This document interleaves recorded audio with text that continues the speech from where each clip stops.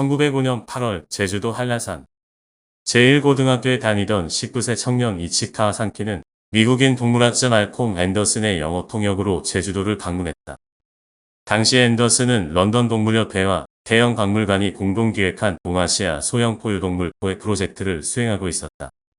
이미 일본에서 1년가량 조사를 했고 제주도에서는 한라산의 동물과 곤충을 조사할 계획이었다.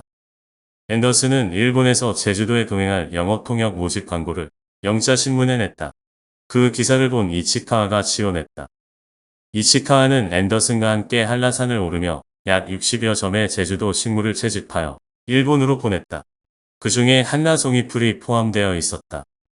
한라송이풀은 고산지대 기후변화 지표종으로 훗날 이들 표본을 검토한 일본인 식물학자들이 학계에 발표하여 알려지게 되었다. 두 사람은 나가사키에서 처음 만났다. 앤더슨은 두꺼운 안경을 끼고 있는 이치카와에게 물었다. 이치카와 영어 실력은 매우 훌륭합니다. 영어를 어떻게 배웠습니까? 어릴 때부터 곤충과 식물에 관심이 많았습니다. 중학교 3학년 무렵 박물학에 관한 책을 원서로 읽기 시작했습니다. 한 페이지에 모르는 단어가 4, 50개씩이나 있었지만 사전을 찾아가며 읽었습니다. 그 후로 영어에 조금씩 눈을 뜨기 시작했습니다. 영어 잡지도 구독해 첫 장부터 마지막 장까지 한자도 빠뜨리지 않고 읽었습니다. 중요하거나 새겨둬야 할 부분은 종종 노트에 필사했습니다. 전날 외운 문장은 다음날 새벽 5시에 운동장에서 큰 소리로 암송했습니다. 교회 성경 모임에도 나가 듣기 실력도 길렀습니다. 회화책이나 잡지의 대화 부분을 암송했고 친구와 산책할 때는 영어로 대화를 주고받았습니다. 와우, 놀랍습니다. 일본이 근대화를 빠르게 이루고 천국과 러시아를 상대로 이길 수 있었던 것은 이치카와 군 같은 인재들의 노력 덕분인 것 같습니다. 그런 일본인의 저력을 이번 조사에서도 느껴보고 싶습니다. 하하하. 앤더슨이 한바탕 크게 웃었다. 그럼 앞으로 곤충학이나 식물학을 전공하겠군요. 아닙니다.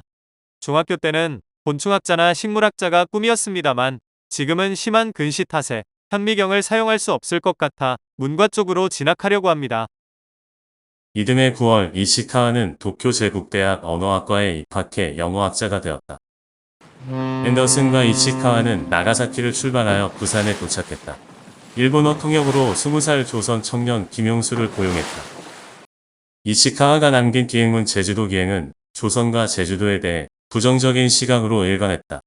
하지만 김용수에 대해서만큼은 조선인으로는 드물게 이해가 빠르며 지구가 둥글다는 사실도 알고 있었다고 적었다. 두 청년은 한라산 백록담에서 발가벗고 함께 수영하며 더위를 식혔다. 그러던 어느 날 밤 김용수가 갑자기 아이고 배야라고 외치며 배를 잡고 끙끙 앓기 시작했다. 이튿날 날이 새자마자 이치카와는 인부를 마을로 내려보내 한의사를 불러왔다. 한의사는 축 처져 있는 김용수의 맥을 짚어보고 배앓이를 하는 것이니 너무 염려하지 않아도 된다고 했다. 그리고 한약을 주며 며칠 동안은 음식을 조심하라고 일러주고 떠났다. 이치카와는 한의사와 필담을 나누면서 그가 자신보다 한문을 더 잘 안다는 사실에 대해 심한 열등감을 느꼈다. 이치카와 가문은 대대로 서예가로 유명했고 자신도 일본 최고 학교에 다닌다는 자부심이 대단했다.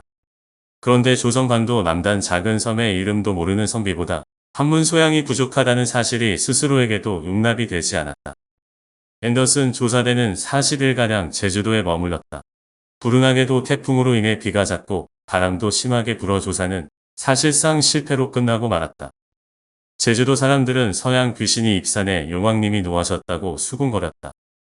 그로부터 36년이 지난 1941년 조선 광주 서중학교 4학년생인 김방아는 일본 연구사에서 발행하는 영어 잡지 더 라이징 제너레이션을 뒤적이다가 이치카와 상키라는 영어학자를 알게 되었다. 잡지 속 둥근 안경 속에 반짝이는 눈이 예사롭지 않아 보이는 인물이었다. 더 라이징 제너레이션은 일본에서도 주로 영어 교사들이나 대학 영문과 상급반 학생들이 읽는 수준 높은 잡지다. 관련 글에 따르면 이치카와는 일본 최초의 과학적 영문법 연구소로 알려진 스터디즈 인 잉글리시 그래머를 저술했다고 했다. 특히 관심이 간 건 전치사포에 관한 대학 졸업 논문을 남겼다는 내용이었다. 어느 외국 학자가 포에 관한 한 이치카와가 세상에서 가장 뛰어난 학자라고 칭찬한 일화도 실려 있었다. 전치사 하나만 갖고 대학 졸업 논문을 쓰다니 놀랍기도 했고 한편으로는 내용을 어떻게 채웠을지 궁금했다.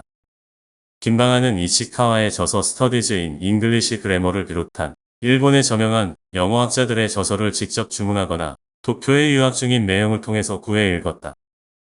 이런 영향으로 김방한은 이치카와처럼 영문법 학자가 되고 싶었다. 훗날 김방한은 서울대학교 영문과에서 언어학과로 전과하여 언어학자가 되었다.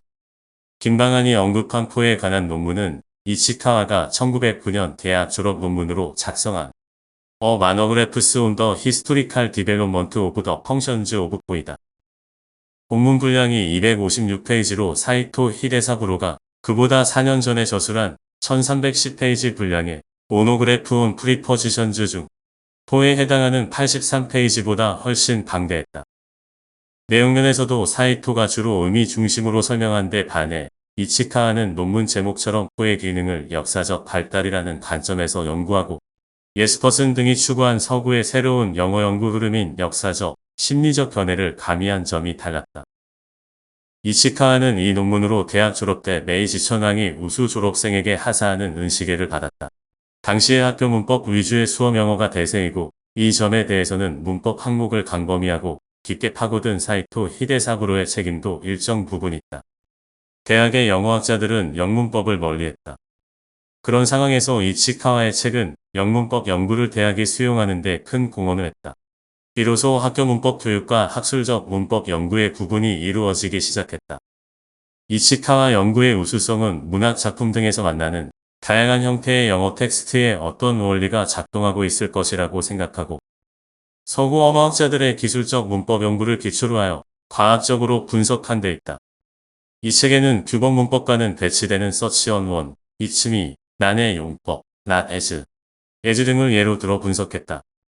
구체적으로 하나만 예를 들면 서치 on one의 경우 성경의 서치 on one보다 서치 on one 표현이 많이 보인다고 하며 모어하자의 입장에서 on, one의 on이 고대 영어의 수사 언임을 밝히고 부정관사 on 등이 역사적으로 어떤 변천 과정을 거쳐 지금처럼 사용되고 있는지 자세하게 설명했다. 이런 고등영문법 연구로 이치카와는 일본 영어학의 기초를 닦았다는 평가를 받고 있다. 일본 영학계가 메이지기를 학술 영문법의 토대를 닦은 사이토 히데사부로의 시대라고 부르고 다이쇼기는 전문적인 학술 영어 연구를 확립한 이치카와 산키의 시대라고 평가하는 이유가 여기에 있다.